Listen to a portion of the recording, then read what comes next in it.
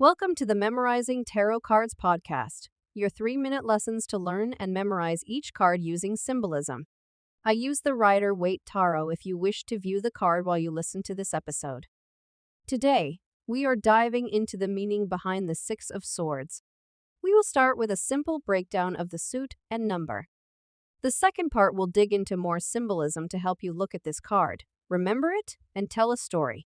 First, let's start with the suit and number.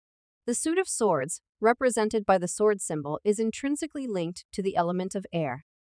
This suit deepens into mental activity, including communication, thoughts, and decisions.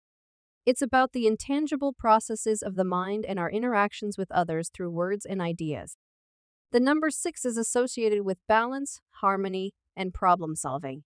Putting it together, the Six of Swords represents moving from hardship to a stable future. It depicts the necessary journeys to find peace or recovery from a situation. Next, let's cover the symbolism on the card.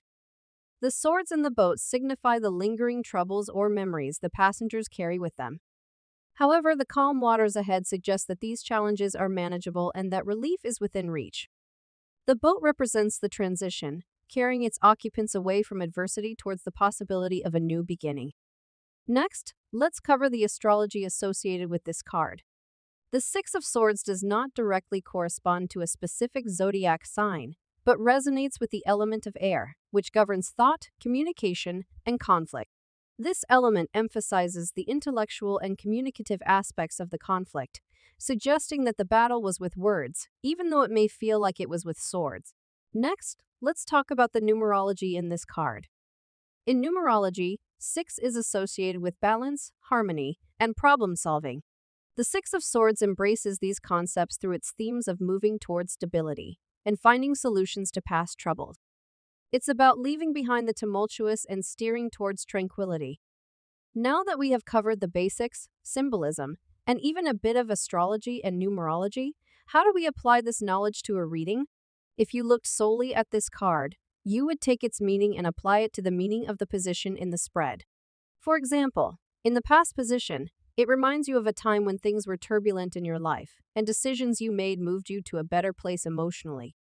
Examples are changing your perspective on a work situation, which makes it less stressful.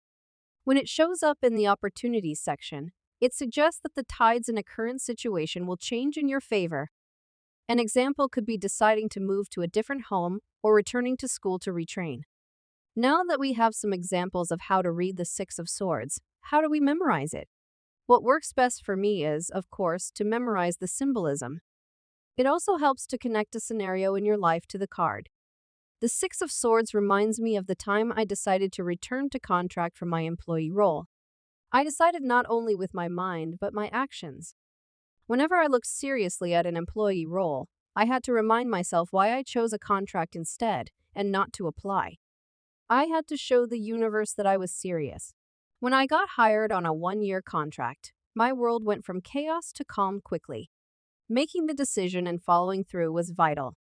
I was flexible enough that if there were a good reason to look for employee work, it would need to be a separate decision with logical thought. However, I was no longer flip-flopping for no reason. That is my Six of Swords story. And, of course, keep practicing tarot. As you listen to these 3-minute lessons, you will have consistent reminders of symbolism that apply across different cards in the deck. Thank you for listening. Join us for more 3-minute lessons to memorize more cards.